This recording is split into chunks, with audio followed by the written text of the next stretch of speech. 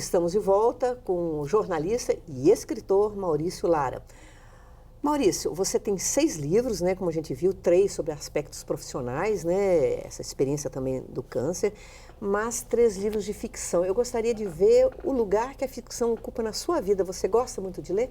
Eu gostava muito de ler, na adolescência, muito, uma leitura desordenada, completamente, assim, anárquica, sem orientação nenhuma, lia tudo que caía na minha frente. Eu trabalhava no Palácio do Despacho quando era adolescente, e eu, então, era ao lado da biblioteca pública. Eu vivia lá, ali, pegava os livros, assim, mas assim, completamente Maravilha, anárquico, né, a biblioteca pública, lá, né? na época era um negócio encantadora, né? Ela é encantadora. Aí depois eu passo uma fase lendo muito pouco e depois retorno à leitura, assim, de começar a pegar um livro e ler de uma sentada e tal. Então eu passei um período sem ler e voltei a ler muito. Mas recentemente eu tenho lido muito. Quando eu voltei a escrever mais, eu voltei a ler mais também. Interessante, ler e escrever como é que estão... Completamente ligado, não tem jeito.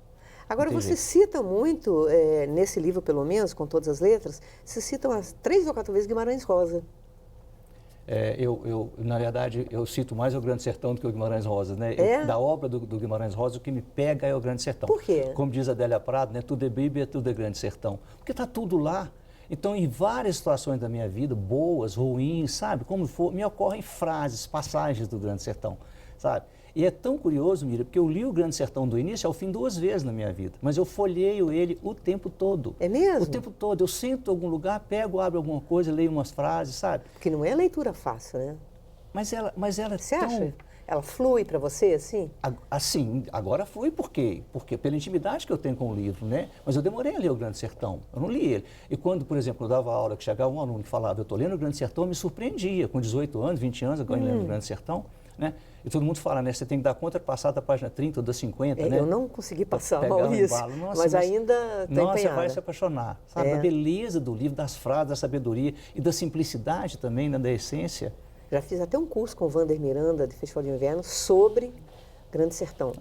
E ele leu um trecho assim, nossa, o momento que ele descobre ela morta, acho que ela está em cima, Quando né? ela está em cima de uma mesa, né? Que ele vê que ela é mulher, né? Que ela está nua. Que ele fala assim, ah, de Adorim, meu buritizal em flor. Pois é. Nossa, é tão lindo aquilo, né?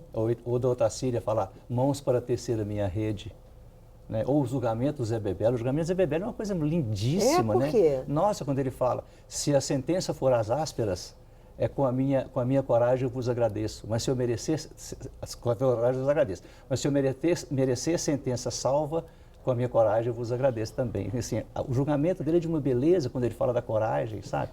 Sentença salva. Se a sentença for às ásperas, olha que barato. Que coisa bonita, né? Assim, agora, você também, você já me disse, né? Que você gosta também muito de Jack London, que também era jornalista e escritor, né? Eu fui reler Jack London muito recentemente, O Lobo do Mar, mas o que me encantava na meninice eram as histórias dele, dos vagabundos andando de trem, as histórias de marginalidade. Não, eu lia, devorava tudo que eu podia dele, sabe? Mas li muito na adolescência, li muitos russos, sabe? Li muito... Você prestava atenção na escrita? Você conseguia isso? Você consegue isso, assim? Porque a gente lê, assim, literatura, eu lembro que eu aprendi, né, fazendo lá mestrado, doutorado em literatura, assim, literatura é trabalho de linguagem. É isso, é diferente um texto científico, por quê? Porque é um trabalho de linguagem, de criar metáforas, criar imagens. E do texto que eu falo assim, por exemplo, esse meu último livro, quando a pessoa fala, eu peguei seu livro e li no final de semana, para mim é a melhor crítica, porque o livro pegou a pessoa. Porque quando você agarra no livro e não consegue passar, tem algum problema ali, né? Quando você não consegue ler ele até o final. Ou o problema é seu ou do livro, porque às vezes é seu também, né? Eu acho que o problema do Guimarães Rosa não é do Guimarães Rosa, é meu, né? Mas ele realmente é uma linguagem muito diferente, né? Eu agora estou lendo Hereges do Padura. Que eu também. Você também? Mas eu gostei muito mais do Homem que Amava os Cachorros, né? E o Herege eu estou custando, sabe? Eu também.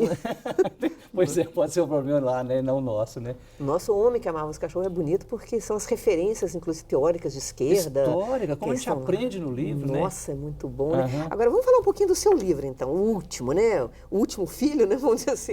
O Filho do Corrupto, né? Que foi lançado recentemente. Eu acho que aqui você une 2 paixões, né? Literatura e política, não é?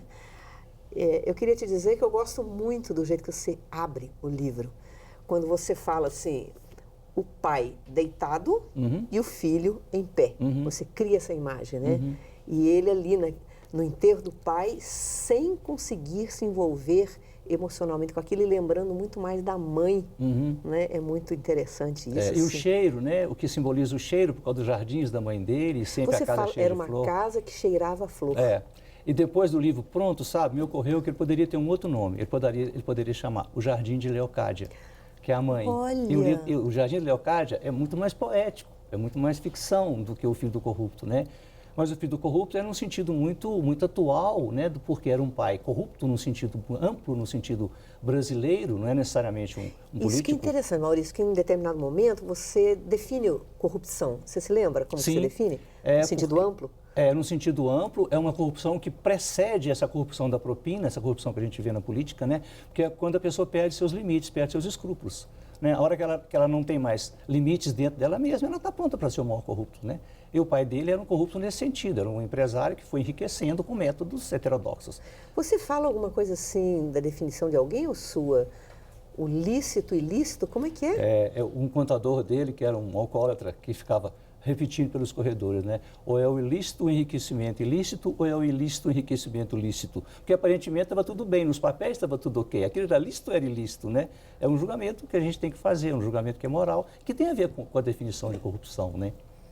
É isso que é interessante, porque nessa definição ampla, olha, acho que escapa pouca gente. Não é? Porque a fronteira entre o lícito e ilícito, às vezes é tênue, né? Então, essa corrupção que eu trato no livro precede a corrupção da propina, a corrupção do erário, né, do dinheiro público, e ela vai além da corrupção do dinheiro público, né? Ela é mais ampla, é uma corrupção bem brasileira, né? E é interessante também, em termos da estrutura do livro, porque ele logo começa uma investigação sobre o pai que, na verdade, ele não conhecia. Sobre o enriquecimento do pai, sobre a figura paterna. E, ao mesmo tempo, tem uma outra personagem, que é uma repórter, que também está fazendo uma investigação, só que de outra natureza. Né? Que vinha a ser próxima dele, porque era filho do tal contador, do pai, né? Que era uma pessoa dominada pelo pai. Então, na questão da corrupção, eu tenho a pretensão também que o livro trata da relação entre pessoas, sabe? Uma coisa que envolve a família, que envolve ele mesmo. E quando ele puxa a meada para conhecer o pai, ele vai conhecer muito dele mesmo, né? Do personagem. Outra coisa interessante que eu achei no livro é que, na verdade, quase ninguém escapa de alguma forma de corrupção ali, né? Todo mundo tem uma relação com o pai, ou foi amante, ou enriqueceu também junto com aquela... Enfim, o livro, eu acho que ele termina um pouco sombriamente, né? Assim, não vamos contar, né, como que termina, mas é um pouco sombrio, né, em termos da visão dos personagens. Você não tem exatamente bons... que eu não me lembro. Mas eu acho que é verdade, porque não dá para escapar muita gente na própria, né? Mas eu acho que o livro até, ele leva a uma perspectiva de um recomeço, né? No final, de uma possibilidade de um recomeço, né? Eu até brinco muito com as palavras ao longo dele, que eu vou colocando títulos, né? O fim, o meio, o recomeço, o começo do fim, né? Eu vou brincando nos capítulos com essas possibilidades, até chegar na perspectiva de um outro recomeço, né? Um recomeço real. Bom, isso, assim, me ocorre agora, você falando isso,